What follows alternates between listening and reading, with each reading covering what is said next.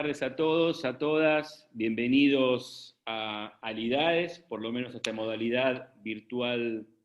de nuestro instituto. En el marco de los seminarios generales de posgrado tenemos el enorme privilegio de contar con esta actividad, con este seminario general que tiene como título COVID, digitalización y dinero virtual, que tiene como presentación a Horacio Ortiz. La actividad se da en el marco de un ciclo coorganizado con la Embajada de Francia de Argentina, y en este caso también participan como organizadores la Dirección Nacional de Inclusión Financiera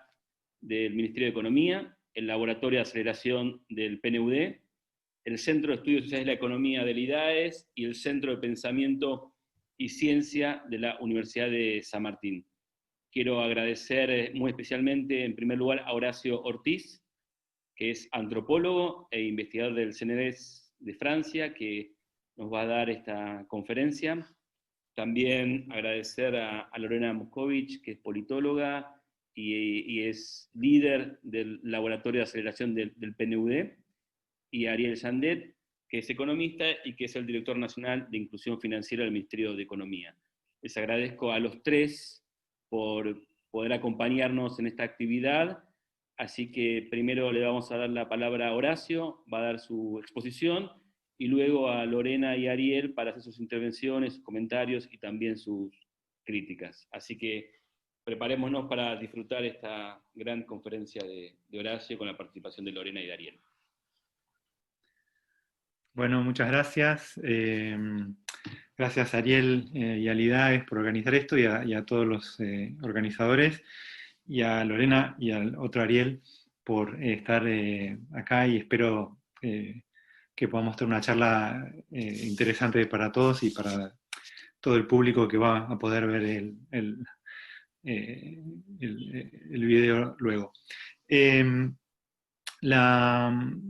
La propuesta que les hago es hablar media hora o más o menos en torno a un tema que es un tema de investigación que vengo haciendo hace unos años, que es la digitalización del dinero, y pensarlo a partir de todos los eventos de este año trágicos en torno al COVID, esta pandemia global. Y bueno,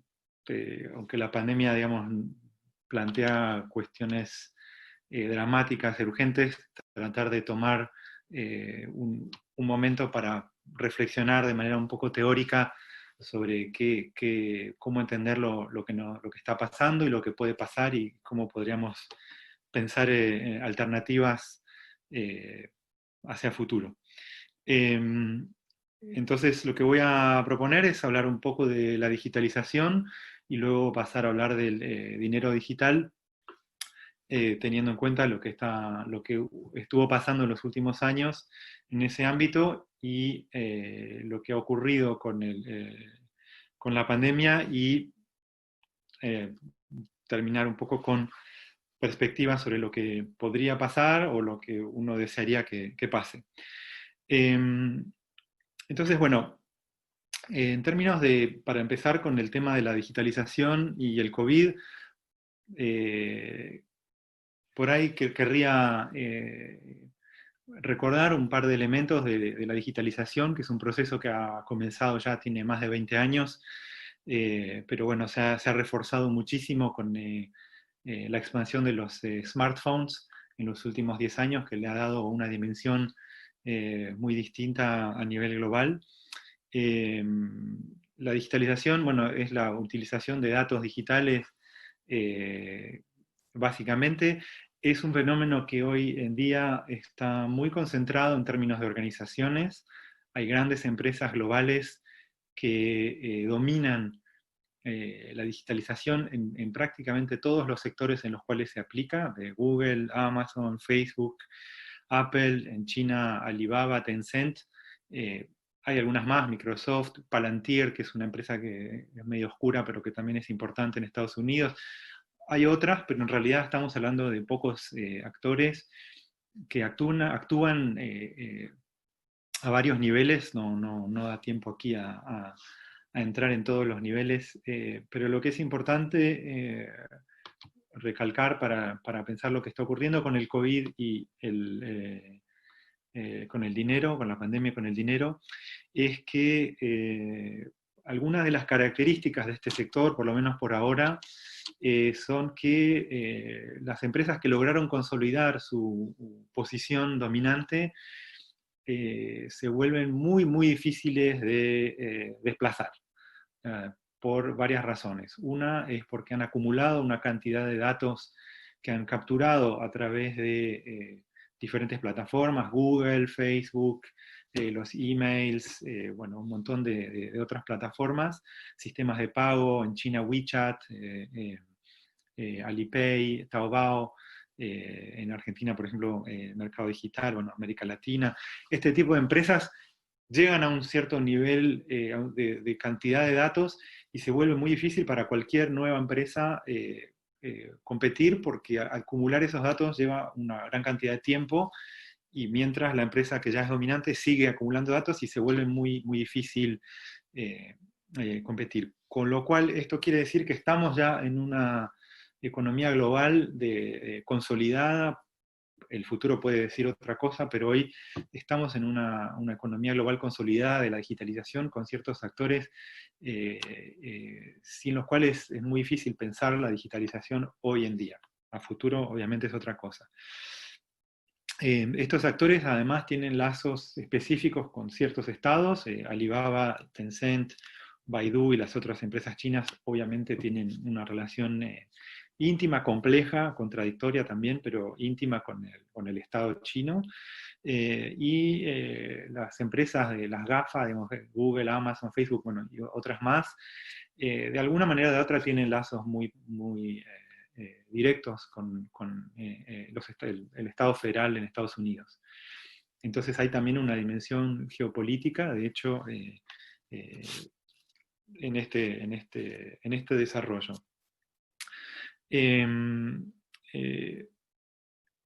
¿Qué ocurre entonces en el momento de la pandemia en este marco? Por un lado, hay lo que varios investigadores llaman una migración hacia lo digital, es decir, que un montón de actividades que pueden hacerse a través de medios digitales se hacen a través de medios digitales, muchas veces de manera forzada, y otras veces porque la gente que lo puede hacer prefiere protegerse y no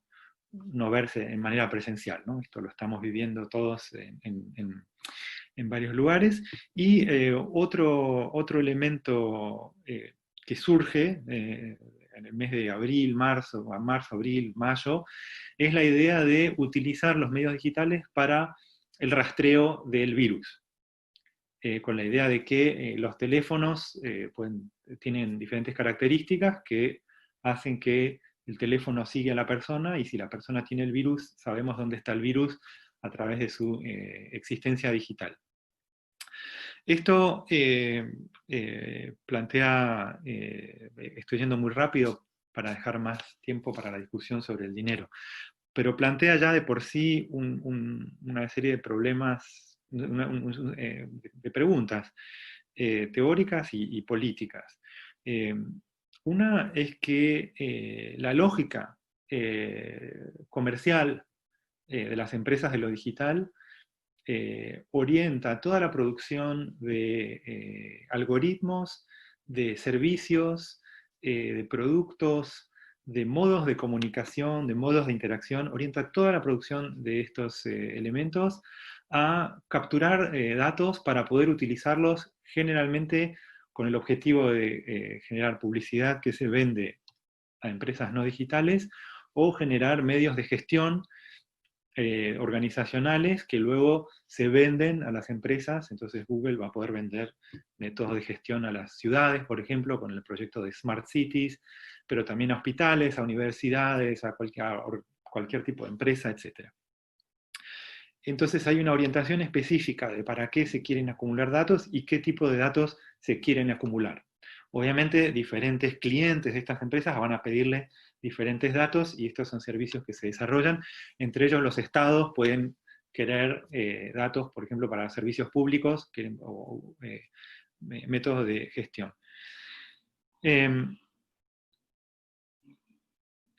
Un elemento fundamental que es evidente, pero que es complejo, es el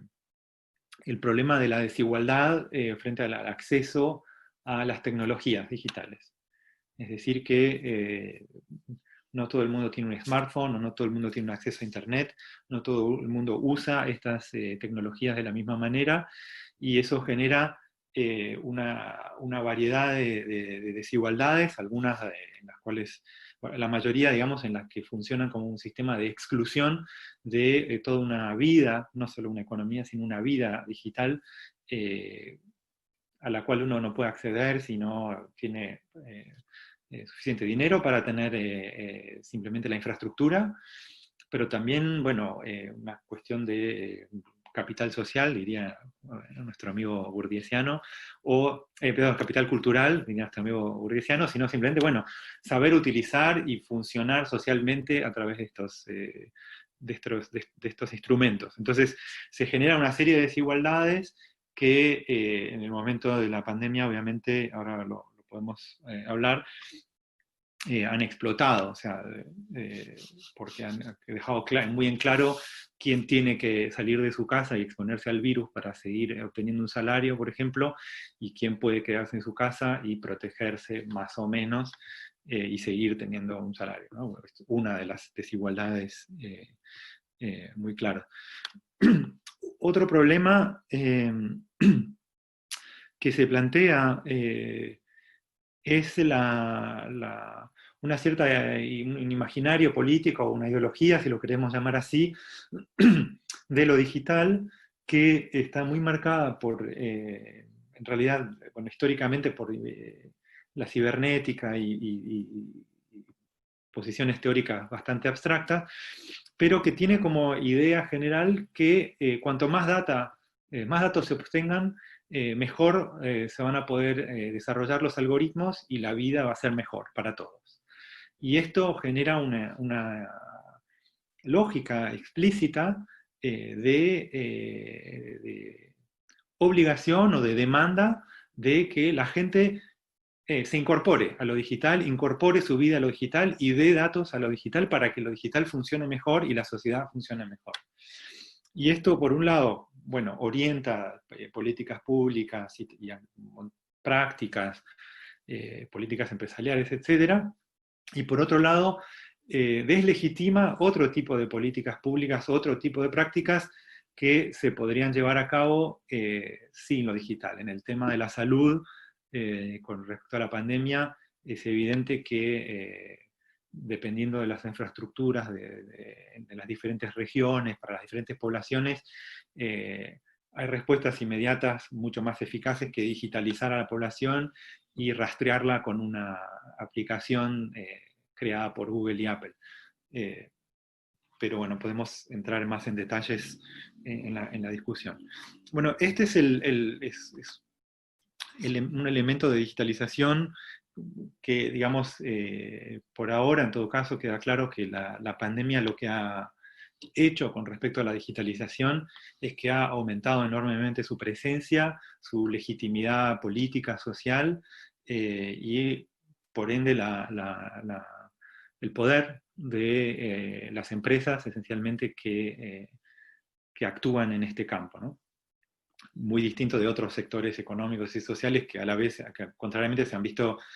deprimidos, destruidos por la pandemia. ¿Qué pasa entonces con el dinero? La pandemia, no soy un especialista del caso argentino, pero Ariel Wilkins me estaba contando un poco antes, bueno, algunos elementos y obviamente lo estuve siguiendo un poco, pero esto es un fenómeno global. La pandemia se ha traducido tal vez no en todos lados, pero en muchos estados,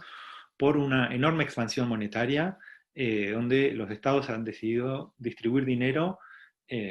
frenar un montón de actividades económicas y compensar ese freno, más o menos, con varios problemas, compensar ese freno con una distribución de dinero mediante varios canales, varios instrumentos.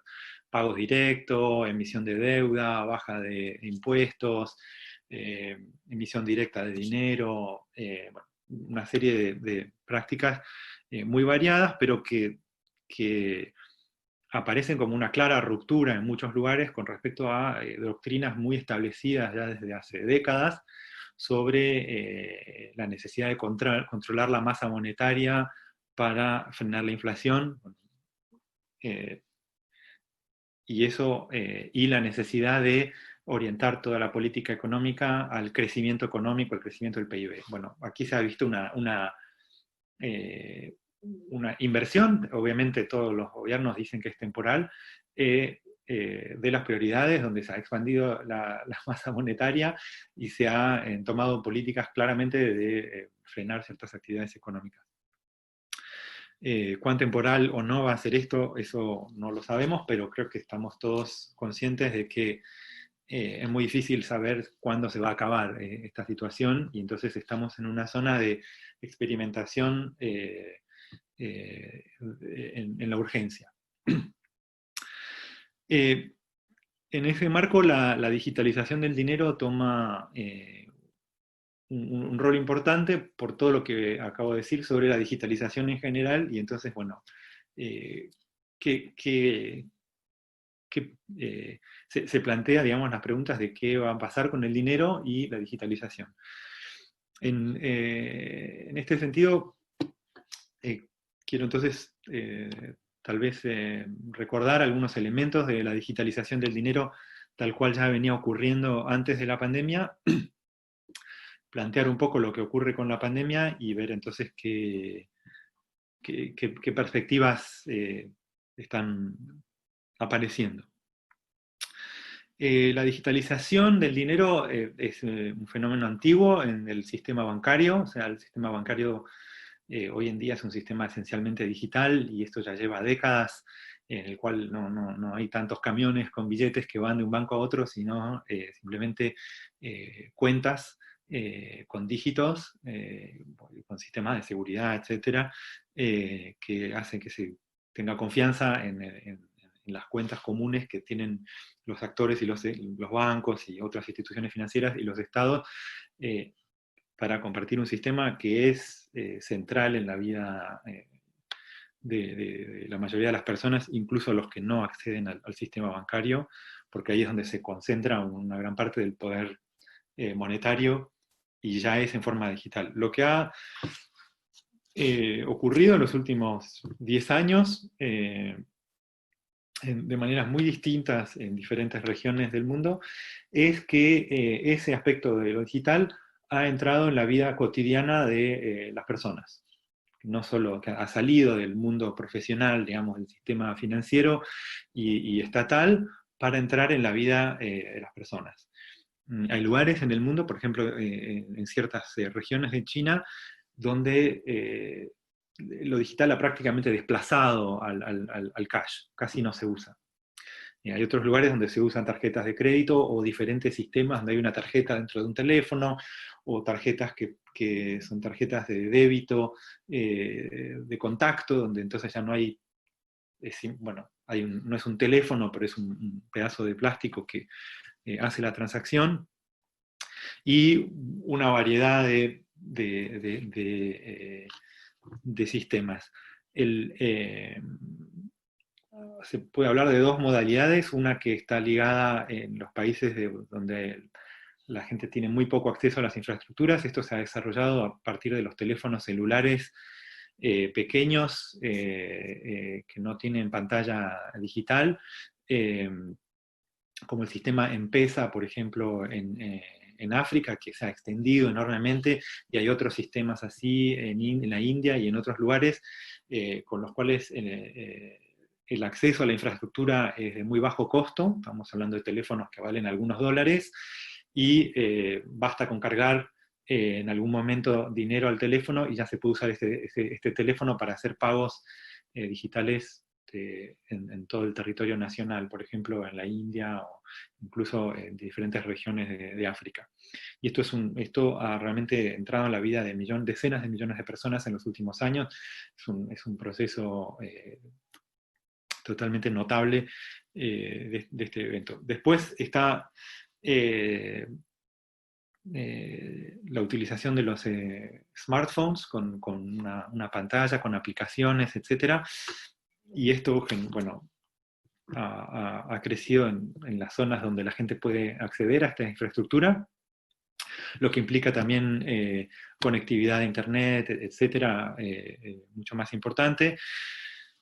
Y ahí también entonces se han generado una serie de sistemas de pago, de transferencia, de consumo, de crédito, muy variados en el mundo entero. En este sentido, por ahí el lugar donde más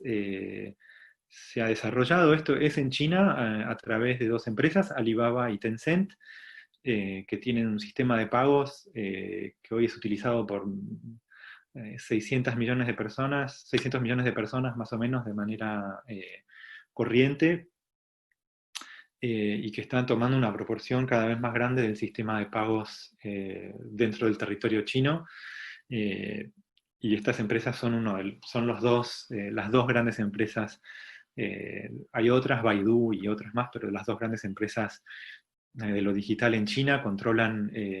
Tencent controla WeChat, que es un sistema como WhatsApp y Facebook mezclado con en este momento 1.000 millones de cuentas activas. Alibaba controla Taobao y Tmall, que vendría a ser como mercado central en América Latina, pero muchísimo más grande que Amazon, por ejemplo, en términos de volúmenes. Son empresas muy grandes. Y lo específico de lo que ocurre en China es que son solo dos empresas que tienen un oligopolio, controlan la mitad de los pagos cada una y con una población que hoy tiene una penetración de acceso al Internet y de utilización de los smartphones altísima. Entonces está habiendo un proceso de integración de la población a un sistema de pagos digital a través de estas empresas. En otros espacios, Europa, Estados Unidos y a fortiori en lugares donde hay menos acceso a las infraestructuras, es un proceso mucho más fragmentado, pero este proceso está en marcha. Entonces, ¿cómo se entiende este proceso? Si tomamos la lógica de la economía neoclásica, se suele presentar esta digitalización del dinero como una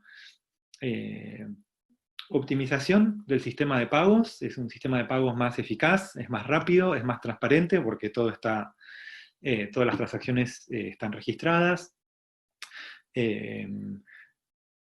Permitiría una cierta inclusión, y ahí espero que los colegas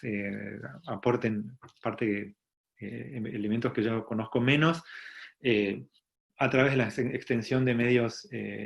digitales, una inclusión al sistema de pagos y al sistema de créditos de personas que no estaban en el sistema bancario, por ejemplo. Es algo que ocurrió en África y en la India. Y se lee entonces como, digamos, un evento, una transformación técnica de la parte pagos de la economía. Sin embargo, si tomamos las teorías del dinero que son más holistas o que se interesan más en entender la multiplicidad de las prácticas del dinero, vemos que el dinero se integra a través de la digitalización a un montón de otras prácticas sociales y se va transformando. Es decir, que cuando el dinero se transforma en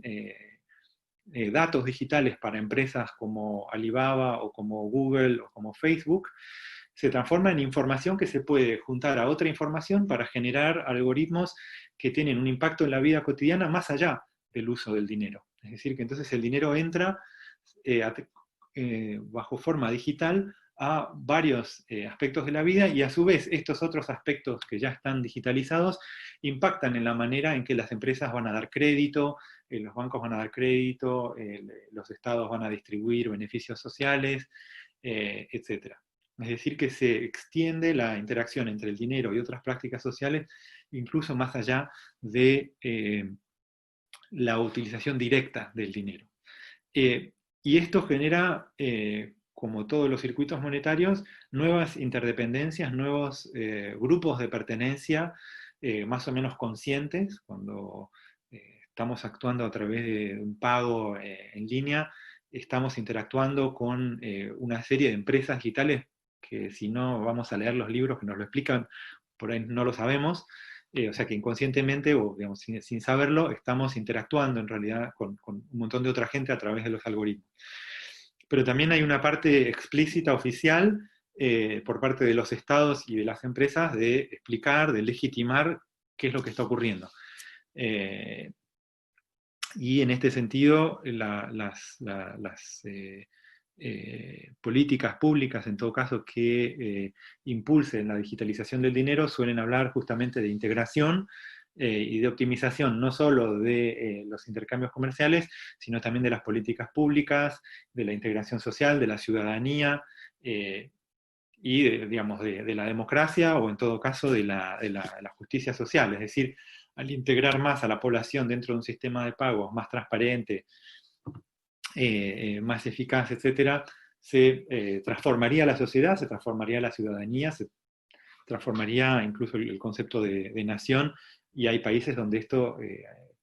se integra en China, pero no solo, con un concepto de una especie de nación digital. Exagero, ¿no? No es que digo que China se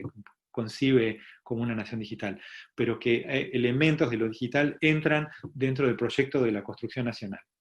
en varios países. Y esto a través, en parte, del sistema de pagos. Entonces, ve cómo no estamos hablando solo de una transformación del pago mismo, volviéndolo más eficaz, más transparente, etcétera, sino de transformación de la sociedad. Y ahí volvemos a las cuestiones de las desigualdades en el acceso al dinero, que tienen miles de años, y las cuestiones de la desigualdad en el acceso a las infraestructuras digitales. Cómo esas desigualdades, con la digitalización del dinero, se transforman, pero también se refuerzan en muchos sentidos. Entonces, ¿cómo pensar esta transformación radical que ha habido, aunque sea de corto plazo o de medio plazo, esta transformación radical que ha habido en las políticas del dinero con la pandemia? En este caso, entonces se ha expandido, o sea, ha crecido lo que se llama la masa monetaria. Los gobiernos, los bancos centrales han emitido dinero directamente o emitiendo deuda, pero en todo caso se ha emitido muchísimo dinero, se ha distribuido dinero, se intentan utilizar medios digitales varios para distribuir este dinero, y justamente para tratar de que sea transparente o por lo menos controlable cómo se está distribuyendo el dinero, etc. Y a la vez no queda claro cuál es la teoría monetaria que está sosteniendo este tipo de prácticas. Y creo que, bueno, existen teorías, por ejemplo, la teoría moderna monetaria, Modern Monetary Theory, que es una teoría que ha salido últimamente, ha tenido más visibilidad en Estados Unidos, que impulsaba a partir de las lógicas keynesianas la idea de emitir dinero directamente, y que el Estado no tenga que endeudarse cuando emite dinero, pero en todo caso no era una teoría pensada para la pandemia, y las políticas de la pandemia han sido bastante radicales en ese sentido. Y también, evidentemente, hay desigualdades dentro de los países sobre cómo estas políticas monetarias afectan o no a las poblaciones que más lo necesitan, o cómo se transforman ciertas jerarquías sociales por la manera en que ciertas poblaciones acceden a este dinero, otras no. Y luego el hecho de que obviamente no todos los estados tienen el mismo poder y son iguales, y que hay estados que se permiten una emisión monetaria, Estados Unidos, por ejemplo, que otros estados no se podrían permitir por cuestiones geopolíticas, y bueno, o de comercio internacional, o sobre todo de finanzas internacionales. Bueno, son varias variables, no voy a entrar en todo esto. Entonces, para terminar esta parte descriptiva y luego ya abro la charla un poco a la... hay un fenómeno que está desarrollándose hace unos pocos años, pero que justamente este año se ha desarrollado más, que es lo que se llama la moneda digital del Banco Central. Estuve mirando un poco, el Banco Central uruguayo, de hecho, tiene un proyecto piloto sobre en la región, pero hay proyectos pilotos en varios lugares, en China, Estados Unidos, el Senado, el Congreso ha estado discutiendo, el Banco Central, la Federal Reserve, están discutiendo abiertamente esta posibilidad. ¿Qué quiere decir? En realidad se trataría de la misma moneda nacional, el dólar en Estados Unidos, el peso en Uruguay, el yuan en China, etc., pero que existiría solo de forma digital, es decir, no habría billetes y monedas. Hasta ahí no hay una gran diferencia, digamos, con la situación actual. La diferencia más grande sería que, bueno, con diferentes arreglos institucionales, este dinero estaría depositado directamente en el Banco Central. Es decir, que cada individuo podría tener una cuenta, cada ciudadano podría tener su cuenta, adulto, su cuenta en el Banco Central directamente y utilizar ese dinero a través de sistemas de pago digitales, por ejemplo, los teléfonos, las tarjetas o lo que se esté utilizando ahora, con ese dinero. Esto a nivel tecnológico en realidad no parece como una gran innovación. Si uno piensa que ya todo el sistema bancario es esencialmente digital, sería simplemente una consolidación de la parte digital del sistema bancario en una sola institución que sería el Banco Central. A nivel tecnológico no es algo descabellado. A nivel institucional se entiende enseguida que es una revolución, es decir, que desaparecería una parte en todo caso del sistema bancario. Y ha habido debates, por ejemplo, un estado que estuvo desarrollando esto fuertemente es el estado sueco, y se frenó el desarrollo justamente porque se llegaba a la conclusión de que si se desarrollaba esto en serio, el sistema bancario el sistema bancario con bancos privados que dependen de los depósitos para poder hacer préstamos se iba a derrumbar si los depósitos se iban todos al Banco Central. Sin embargo, bueno, a nivel tecnológico es factible, y entonces queda la parte teórica, que es la que están en realidad desarrollando los bancos centrales y los estados, para entender si lo quieren hacer y si lo van a hacer, cómo hacerlo. Y hay varios proyectos pilotos donde se está implementando para cierto tipo de transacciones y cierto tipo de poblaciones que puedan utilizar una cuenta en el Banco Central para hacer pagos que,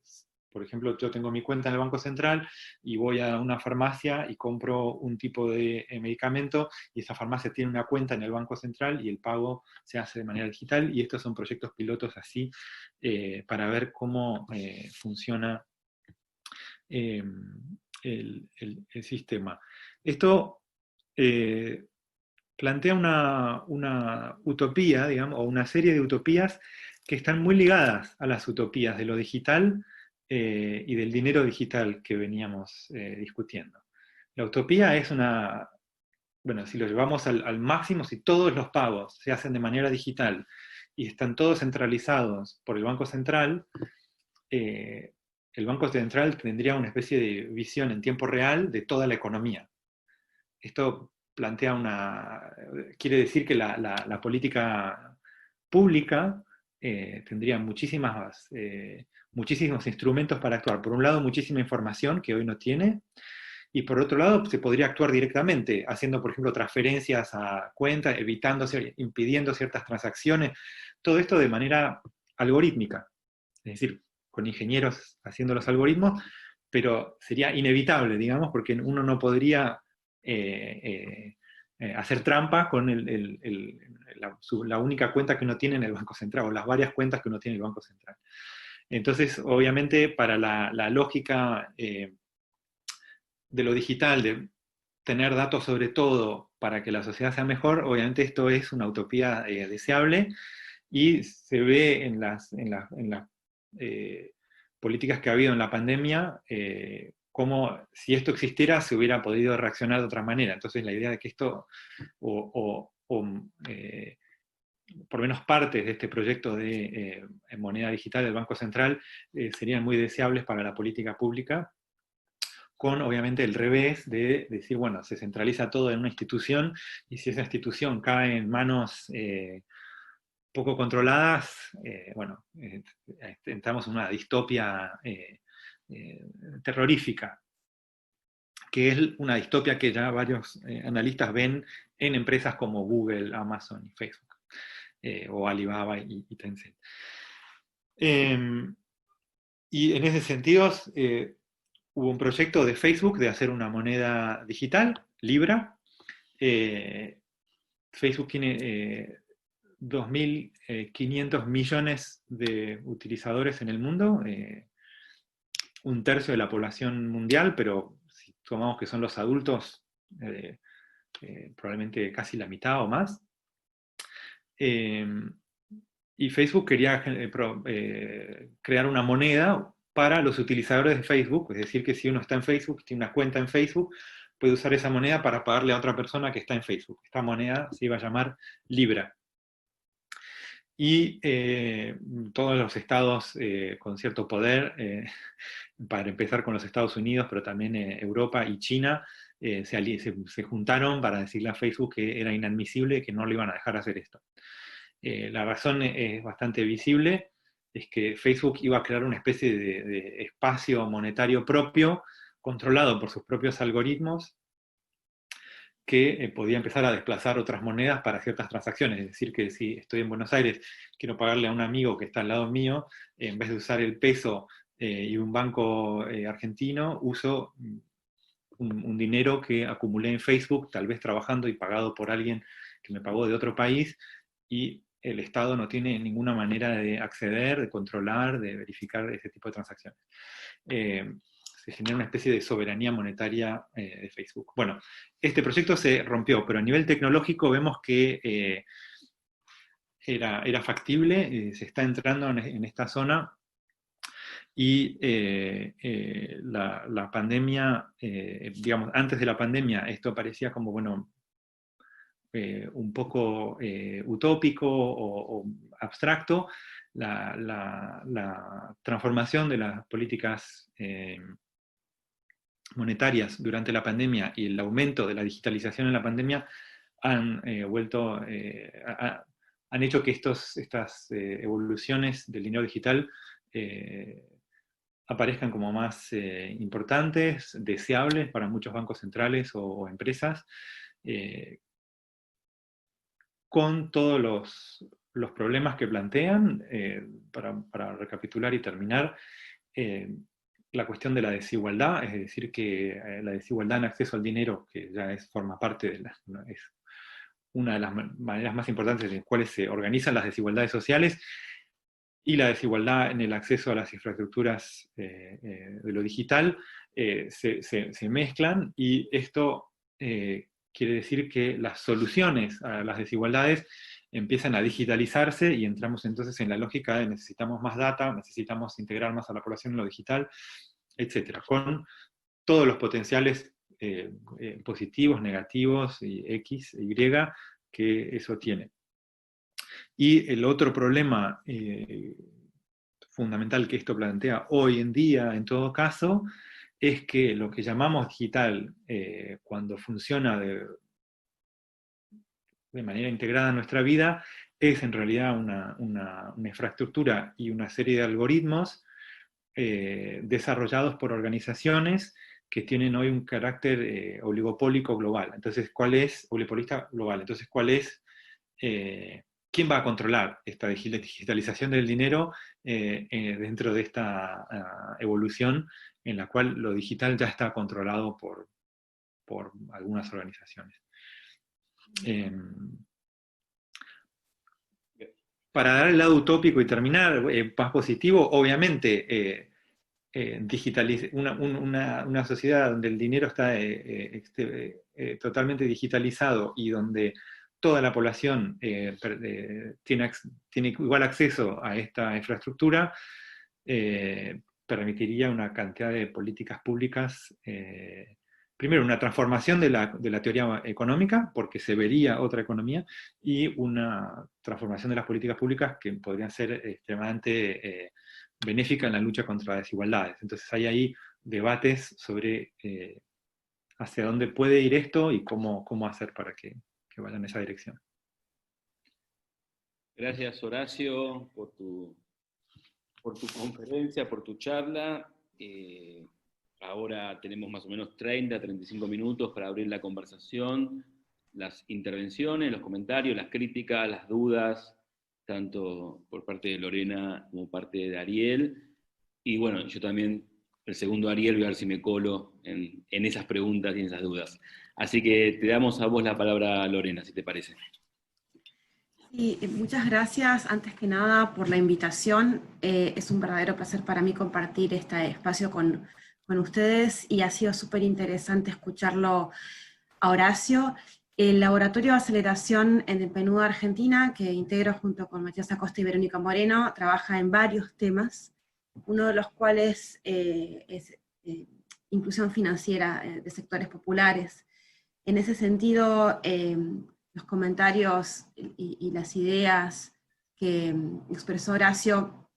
me llevan a compartir algunas de las cosas que estuvimos viendo en estos últimos meses de trabajo de campo. Y una de las cosas que vemos es que esta concentración de lo digital asociado a algunas empresas privadas, o sea, ¿con qué nos quedamos de la charla de Horacio? Que no necesariamente el dinero digital es propiedad exclusiva del ámbito privado, también los estados y los gobiernos pueden tomar la posta. Sin embargo, hoy por hoy, el dinero digital está siendo empujado principalmente por empresas privadas, y en general son pocas en cada uno de los países. Esta, si querés, falta de pluralidad hace que a veces los modelos de negocios que están asociados a estas empresas en países como Argentina, porque en África y en otros países de otros lugares pasan otras cosas, es que este modelo de negocios es un modelo de negocios de las empresas fintech que a veces prueban rápido, y en su probar rápido sus herramientas digitales, no logran construir la confianza necesaria con las poblaciones, no logran respetar esa curva de aprendizajes que las poblaciones de los sectores vulnerables tienen, y lo más complicado es que en ese no lograrlo rompen una relación de confianza que prueban, se equivocan, y esa prueba y error dentro de las poblaciones vulnerables puede ser cerrar una puerta a estas herramientas digitales para futuras intervenciones por parte del Estado o por parte de otras empresas que quieran aterrizar en estos barrios con herramientas digitales. ¿Qué quiero decir con esto? Que la capacidad de ahorro, de pago, es tan limitada de estas poblaciones que no tienen espalda para equivocarse o para perder. Y que incluso esto no solamente pasa porque una persona pueda, por equivocación, perder algún dinero que puso en una billetera digital o no entiende cómo se usa, sino también le pasa a los comercios cuando ponen medios de pagos electrónicos, llaman a la empresa para que les dé soporte técnico y no pueden, y la empresa no responde en tiempo y forma, se pierden una venta y ahí ya se corta. Es decir, es muy la posibilidad de innovar en estos barrios supone algunos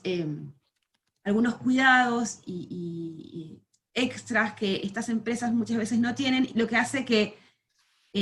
la brecha sea todavía más grande. No solamente es la brecha por la falta de dinero, sino es la brecha por estas características del modelo de negocio y la falta de confianza. Otro comentario que me gustaría realizar es que cuando vos, Horacio, planteaste la dicotomía entre la mirada neoclásica del uso del dinero y una mirada más amplia, indicaste que el uso del dinero digital abre la fusión o pone el dinero en lugares donde antes no estaba, ¿no?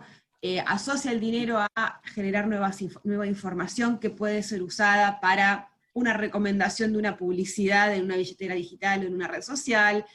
información vinculada a la movilidad para un traqueo en contexto de una pandemia, y esto está asociado a la información que uno da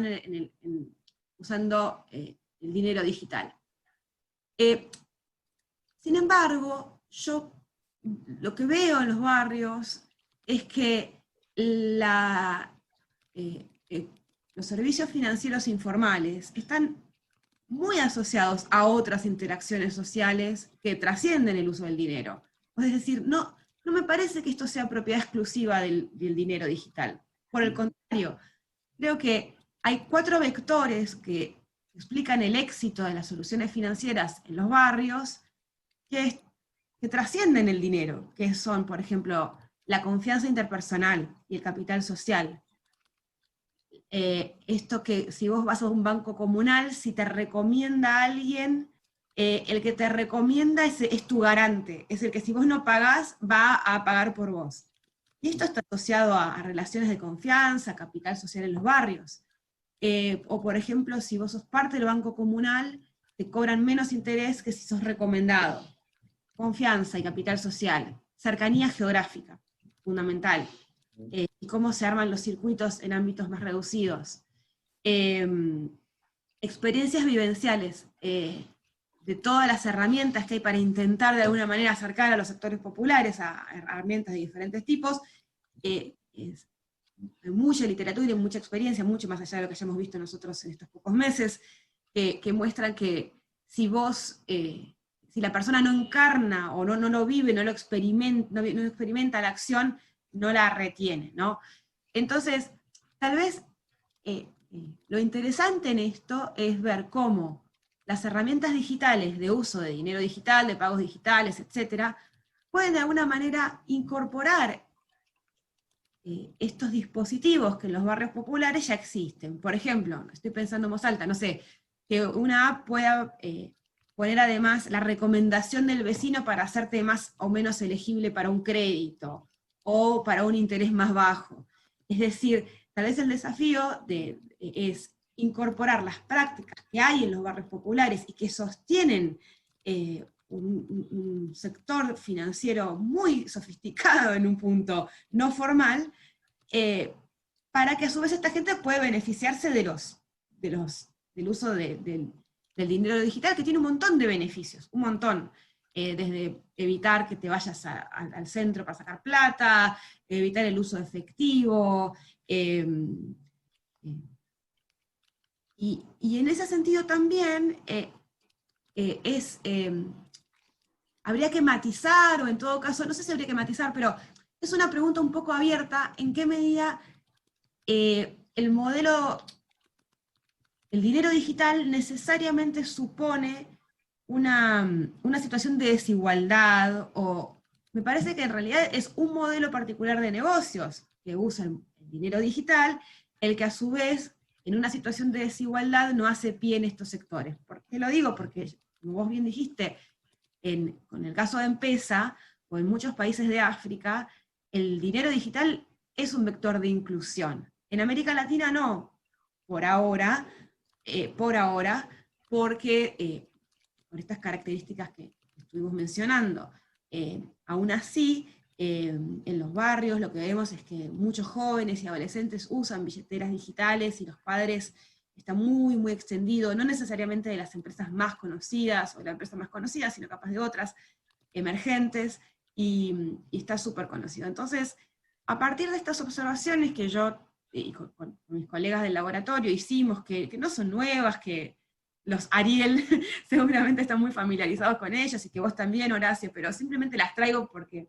son las que vimos recientemente. A partir de estas observaciones me gustaría como que conversemos de uno, de las relaciones sociales asociadas al dinero; 2, el dinero digital como un vector de inclusión; y 3, cuál es el desafío de este modelo de negocios. Y por último, también hay otro tema para conversar ahí vinculado al temor que podemos tener con bancos centrales emitiendo monedas. Me parece que cuando es una discusión bastante arraigada, esto de pensar qué pasa cuando el Estado tiene poder y cómo hacemos para que frente a ese poder del Estado, bueno, establecer ciertos límites frente a los privados, frente a los ciudadanos, como que en definitiva, tal vez el problema no es tanto pensar si es bueno o malo una moneda del Banco Central, sino como el poder del Estado en todos los ámbitos de las libertades individuales y frente al mercado y a la sociedad civil, cómo hacemos para, si es que pudiéramos beneficiarnos de esta herramienta, en un sentido de tener un sistema financiero más transparente, más justo, pero bueno, evitando los riesgos de esta concentración, que es una pregunta que me parece que está abierta. Eso. Muchas gracias, Lorena, y tal vez Ariel nos puede dar muchas ideas en relación a varias de tus preguntas, porque como director nacional de inclusión financiera ocupa un rol importante. Así que te damos la palabra a vos, Ariel, y gracias por participar. Bueno, muchas gracias, Horacio. Muy buena la charla, conferencia. Te lo agradezco mucho. Gracias, Ariel, también por la invitación y a Lorena. La verdad que coincido bastante con algunas apreciaciones que ella volcó. A ver, no voy a repetir algunos de los comentarios de Lorena, sí, Horacio cuando lo contesta ya estamos todos sumados, digamos, a eso. Voy a ir tal vez a agregar algunas otras cuestiones. A mí me gustaría tal vez resaltar,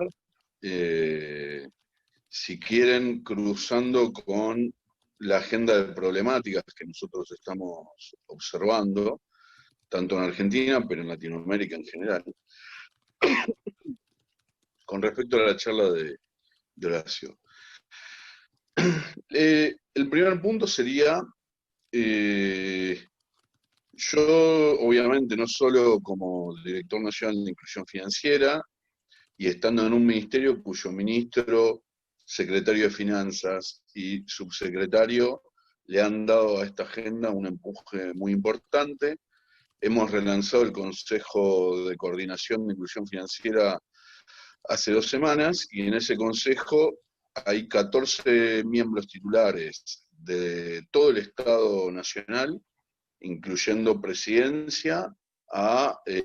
instituciones descentralizadas, como puede ser AFIP, INAES y otras más. Y a eso en la primera reunión le hemos agregado otras cerca de 14 instituciones, con lo cual hay solo desde el punto de vista del Estado Nacional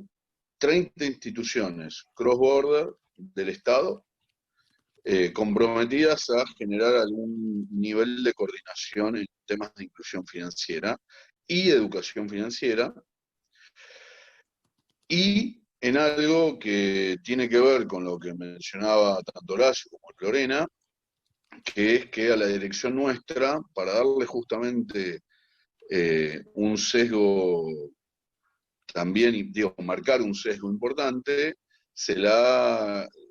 el nombre hoy es Dirección Nacional de Inclusión Financiera y Financiamiento Social. O sea, porque uno de los problemas que tenemos, en términos de la charla que diste vos y los comentarios que hacía Lorena, que muy bien lo marcaban, es que implícitamente lo que todos estamos diciendo sin decirlo es, no en términos de echar culpa, sino la realidad es que tenemos un sistema financiero que no termina de cumplir con su rol de intermediación financiera. Entonces, hay un sistema financiero, y esto lo digo en toda Latinoamérica pasa, pero tenemos un sistema financiero que captura recursos solo de un sector para intermediarlo solo hacia un sector. Y el problema que tenemos ahí es que, entonces, vos tenés instrumentos cercanos de ahorro solo para determinado sector, e instrumentos cercanos al crédito solo para otro sector. Con lo cual, si tu sistema financiero no intermedia verdaderamente todos los flujos de la economía y no hace verdaderamente un buen picking, un buen selection de casos de los proyectos valiosos dentro de la economía, que no son siempre aquellos que ya han sido ganadores en el pasado, vos lo que estás haciendo es reproducir el esquema de aquel ganador del pasado sigue siendo el ganador del presente, o por lo menos se sostiene en el presente, solo por una construcción de selección. Entonces, en ese escenario, nosotros hemos generado la importancia de generar créditos no bancarios y un esquema de banca más cercano a lo popular, y eso lo venimos construyendo con organizaciones sociales, con las empresas de microfinanzas, lo venimos construyendo con otros organismos del Estado. Y ahí entonces me detengo, porque digo, claramente nosotros a esto le agregamos, digamos, algo ya lo hemos charlado en una anterior charla con Lorena, le hemos agregado la parte de la importancia de la digitalización del proceso. O sea, que uno pueda llegar como Estado, como institución de microfinanzas, a un esquema más tendiendo a lo digital y saliendo un poco de lo monetario papel. ¿En qué sentido? En el sentido de justamente lo que decía Horacio, tratar de usar el conocimiento del cliente que te puede ir generando el esquema digital en términos de conocer cuáles son las operaciones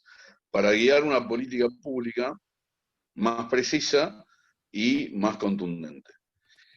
Claramente, cuando nosotros planteamos esto y lo planteamos del Estado, siempre está la discusión de cómo es el manejo de los datos en términos de privacidad, cómo es el resguardo de esos datos en términos de que pueden ser hackeados, todo el tema de ciberseguridad, y cómo es el esquema de intermediación que se plantea tal vez por fuera de un esquema bancario, y cuál es el rol de los bancos en ese esquema, que es parecido al problema que planteabas del rol de los bancos centrales emitiendo moneda digital. Ahora, en ese proceso, una de las cosas que nosotros hemos detectado, que creo que es importante tener en cuenta, es no subestimar el rol de la moneda papel en los barrios populares de Latinoamérica. ¿Por qué? Porque por más que parezca raro, el costo de transacción de movimiento físico del papel, una vez que ya llegó al barrio, después existe un costo. Por ejemplo, no es normal que entre un camioncito de Prosegur al barrio a llevarse los billetes del barrio, pero sí que entre para cargar los cajeros automáticos que pueden estar cerca, por ejemplo. Entonces, hay un esquema que marcan en general todas las organizaciones sociales, que es que no solo es que, por ejemplo, planes sociales, el IFE y otros esquemas como la tarjeta alimentar, lo que han demostrado, está bien que en el marco de pandemia y con baja circulación de la población, ¿no? Entonces, pero digo, el esquema es que una vez que el dinero entra en el barrio, al quedar en el barrio genera la propia circulación de esa liquidez, genera, o por lo menos hay sospechas de que genera una actividad intrínseca dentro del barrio, que en cambio eso se pierde, por ejemplo, cuando vos facilitas o ponés como punto de acceso al efectivo que vayan a comprar un Carrefour y puedan sacar dinero del Carrefour, donde vos direccionás el consumo hacia, perdón que diga las marcas, ¿no? Digamos, pero, direccionás el consumo hacia un hipermercado, con el motivo después conexo de un extra cash o algo para que pueda retirar dinero, y atentás contra los propios mercados de barrio. Entonces, nosotros estamos en un camino de digitalizar en el sentido de llevar postnet a todos los mercados de barrio, tratar de que haya un esquema de billeteras virtuales o promover el esquema de billeteras virtuales en los barrios. Desde el punto de vista del Estado, muy bien lo decía Lorena, que es difícil decir cuál es un proyecto de billetera del sector privado que, entre comillas, es bueno o es malo. porque, digo, hasta hoy lo que ha pasado es que el Estado no se ha metido. Y en el no meterse, genera estos esquemas de costos reputacionales que te encontrás con gente, con personas en los barrios que te dicen, sí, yo ya probé, la verdad es difícil, o algunos inclusive que han perdido plata en el esquema de billeteras virtuales porque nunca han podido recuperar. Digo, un banco, vos tenés un gerente, tenés algo físico, y una billetera electrónica les queda lejano en términos de a quién me quejo. Entonces, eso yo creo que el Estado tiene una agenda ahí para tratar, y no es fácil, porque claramente implica un mecanismo de regulación que es difícil de hacerlo, porque justamente se corta la parte más dinámica que tiene el sector privado, que es la generación de ideas, por más que sea casi un mecanismo schumpeteriano donde en el medio mueren muchos. El segundo tema es el tema de los marketplaces, que no necesariamente son billeteras y no necesariamente solo digitalización, sino trayendo un poco la discusión que se estuvo dando en Estados Unidos, en la Cámara de Senadores, que es esta idea de, bueno, si vamos a replicar, por ejemplo, lo que hacen los grandes hipermercados, que en los productos de mayor venta generan marca propia, con los mismos productores que antes producían con marca de esos productores, bueno, ahí tenemos un problema. Pero a la escala de las grandes empresas como Mercado Horacio, el problema ahí empieza a ser que ese manejo de información y ese picking del caso exitoso, por ejemplo, como algunas denuncias que tenía Amazon en los casos de producto exitoso, se puso a producirlo de Amazon y a venderlo por el marketplace directamente, desplazando o no dejando que se muestren los productos del exitoso anterior. Ahí tenemos un problema, porque eso literalmente va muy a favor de la concentración tanto de la producción, de la logística, de la venta y del flujo de ingresos. Con lo cual, ese es un problema que es difícil también de regular, pero tenemos que estar atentos con ese tema. Y después, el tercer punto, tal vez, de lo que marcaba Horacio como un comentario, yo creo que es un camino de ida que los bancos centrales terminen en un esquema o de blockchain o de digitalización de la moneda. Me parece que ahí es muy importante la discusión en qué marco se hace.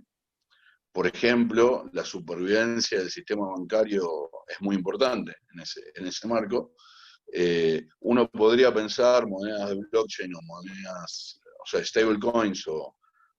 monedas digitales desde el Banco Central,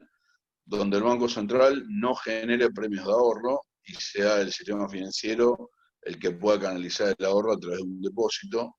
y entonces mantenés el mismo esquema tradicional.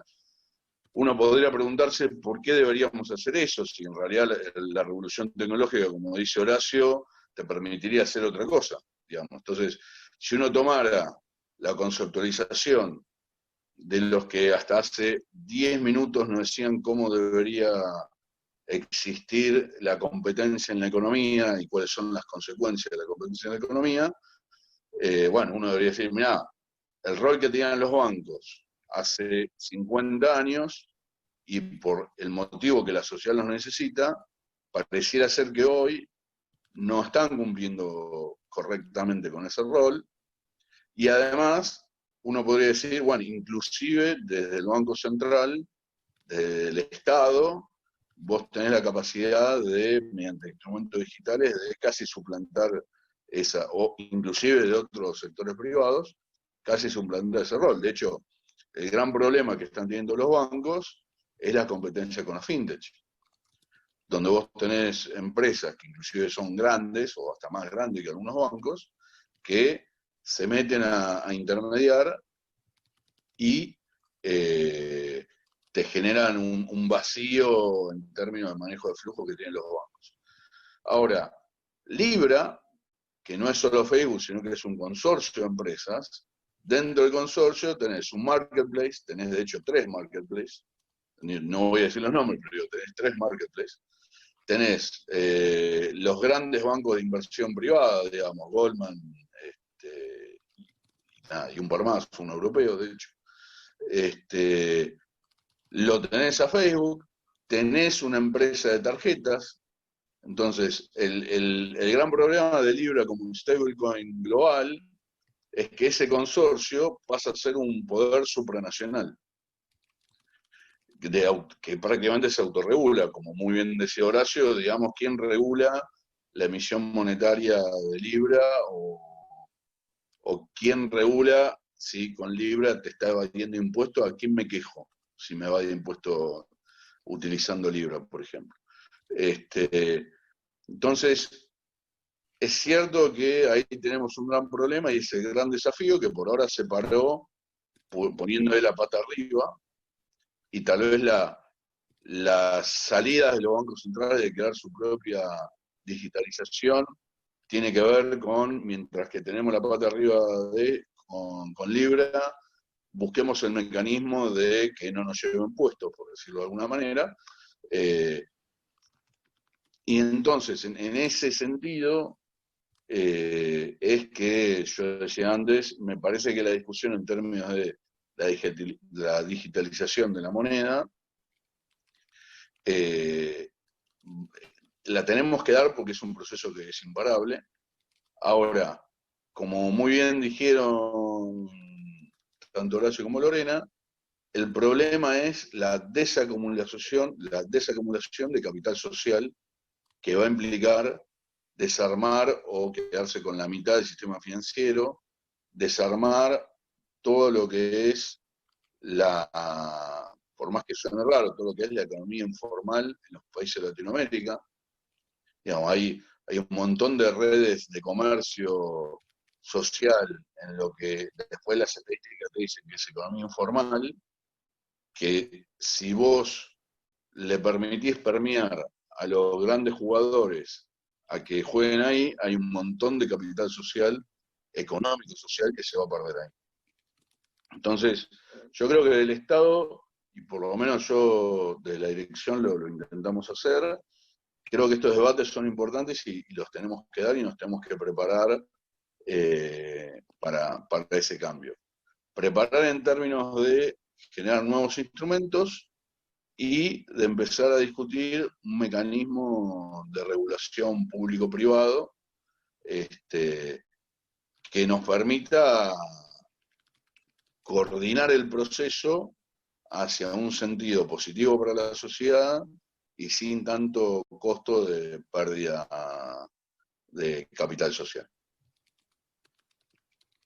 Gracias, Ariel, por tu intervención, tus comentarios,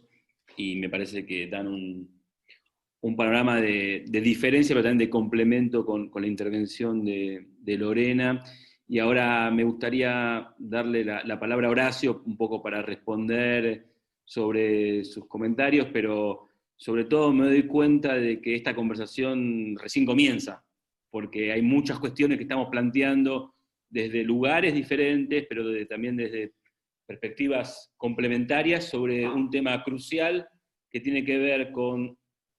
las formas en las cuales se organiza y se va a organizar la economía, la sociedad y la manera en la cual podemos pensar nuevas formas para discutir las desigualdades. Me parece que esa es un poco la agenda y también el principio de una articulación de conversaciones entre el Estado, las universidades, el PNUD y también agendas que dinamizan colegas como Horacio y muchos otros de diferentes universidades del mundo. Así que, Horacio, te doy la palabra un poco para devolver, digamos, comentarios que son para hablar 4 horas más que este seminario general. Así que te doy la palabra. Bueno, gracias Lorena y Ariel por los comentarios, y efectivamente da ganas de que podamos seguir hablando varias horas, porque creo que estamos en un momento de o sea, estas tecnologías en términos de la historia del pensamiento económico son bastante nuevas, entonces que los potenciales son enormes y a la vez, bueno, algunas cosas se han explorado ya y otras quedan totalmente por explorar, y obviamente la situación de la pandemia genera además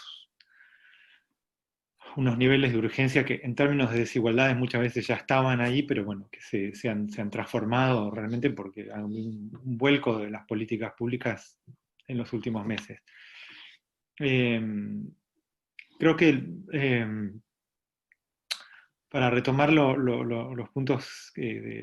planteados por Lorena y Ariel,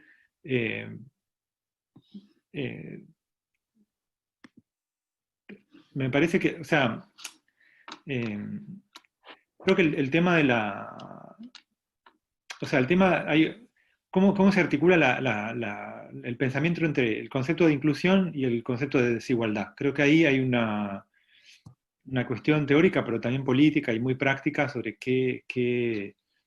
qué se llama inclusión y qué desigualdades se piensa y cómo se trabaja eso, ¿no? Creo que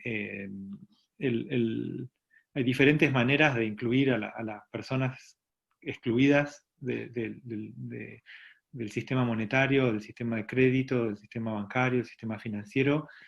y hay diferentes sistemas financieros que se pueden desarrollar, inventar o transformar para generar diferentes tipos de inclusión que sean formas de reducir la desigualdad, ¿no? Entonces ahí hay varias. Creo que en ese sentido hemos planteado todos los mismos potenciales y los mismos peligros, es decir, ¿quién va a estar a cargo, digamos, de desarrollar qué tipo de inclusión y con qué objetivos, ¿no? Hay inclusiones que salvan y hay inclusiones que empobrecen, como se ha visto también con desarrollos de ciertos tipos de microcrédito, hay casos, digamos, documentados, y a la vez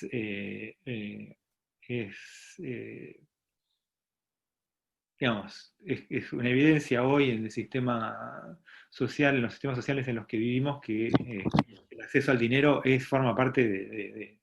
de una gran parte del acceso a la ciudadanía en el sentido práctico de la participación a la vida social. Entonces esto no es...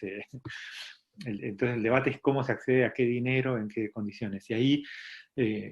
volvemos al tema de quién, en realidad creo que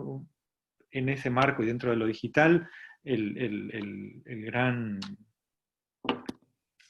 debate político es quién controla, quién produce lo digital, qué digital queremos producir, para qué, ¿no? Y en ese sentido creo que hay justamente lo que decías, por ejemplo, Lorena, si van empresas que lo producen por razones de corto plazo, experimentales, en mercados que no les importan mucho, que tal vez lo hacen incluso para probar un producto, pero claro, con eso destrozan todo un potencial o retrasan, digamos, el desarrollo de otras lógicas, obviamente no ayuda. Si uno piensa que se pueden desarrollar apps, sistemas de crédito, sistemas monetarios digitales, a partir de organizaciones, de prácticas existentes, que se integren ciertas prácticas, que permitan transformar prácticas con las cuales la gente también tiene que vivir, pero con las que no quiere vivir, pero que también abra a nuevas prácticas deseadas en barrios, en poblaciones, en diferentes zonas. Esto es un trabajo de campo casi, o sea, de trabajar con los actores sociales para generar la digitalización que permita los efectos deseados en términos de lucha contra la igualdad y de inclusión ciudadana, inclusión democrática, no solo, digamos, o sea, que justamente la finanza es una inclusión política, no solo de dígitos financieros que circulan ahora. Y eso creo que en ese sentido, por lo menos,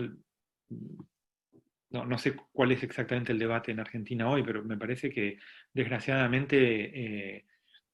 esta problemática del control del diseño de los algoritmos como un bien público no está muy presente, en los debates políticos, cuando en realidad se ha vuelto hoy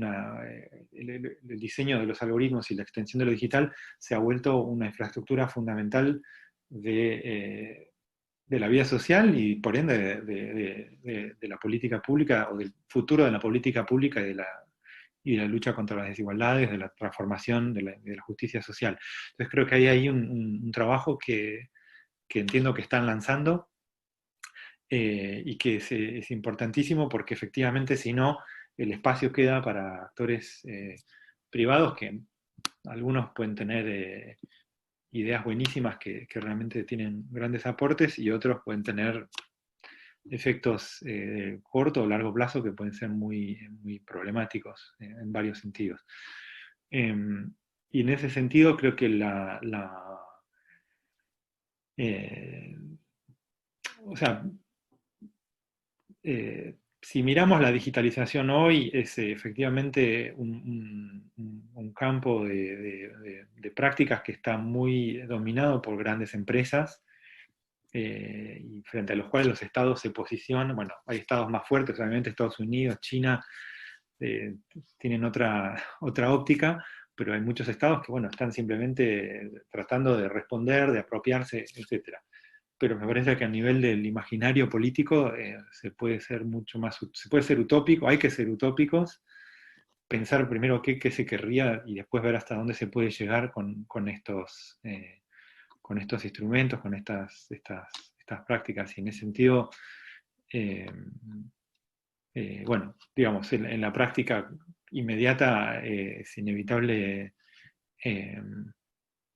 compaginar con lo real inmediato, pero me parece que también es importante a nivel del discurso político, del pensamiento teórico, pensar las utopías hacia las que uno quiere ir con estos instrumentos, como se ha hecho también con las políticas monetarias. En ese sentido. Por ahí es un poco abstracto lo que dije, pero creo que, o sea, para mí retoma lo que ustedes dijeron bueno, justamente hay una enorme cantidad de prácticas sociales del dinero, digital o no, que hacen sociedad, que hacen la sociedad, y entonces es con eso, a partir de esas prácticas que se tiene que trabajar, transformando algunas, reforzando otras, evitando otras, y bueno, dentro de una negociación política con varios actores, que en cada situación es un poco distinta también. Gracias, Horacio, por tu conferencia charla, como dijo Ariel. Yo pivoteaba entre los dos términos. También gracias a Ariel, gracias a Lorena, me parece que la conversación que pudieron articular genera una agenda, genera una conversación de más largo plazo sobre temas cruciales que particularmente en la Argentina no está tan debatido, por lo menos en la academia, en las universidades, y ahí sí hablo como decano de IDAES, la alianza con organizaciones como el PNUD, con el Ministerio de Economía a través de la Dirección de Inclusión Financiera son claves para impulsar una agenda de discusión y de conversaciones sobre temas que son cruciales para pensar, como dijeron ustedes, estamos pensando en las desigualdades bajo otros términos, bajo otros ropajes, de los cuales lo viene pensando las ciencias sociales. Así que les agradezco enormemente al Estrés por esta charla, esta conferencia dentro del marco de los señalarios generales del IDAES, dentro de este ciclo junto con la Embajada de Francia que venimos realizando. Así que muy buenas noches a los tres.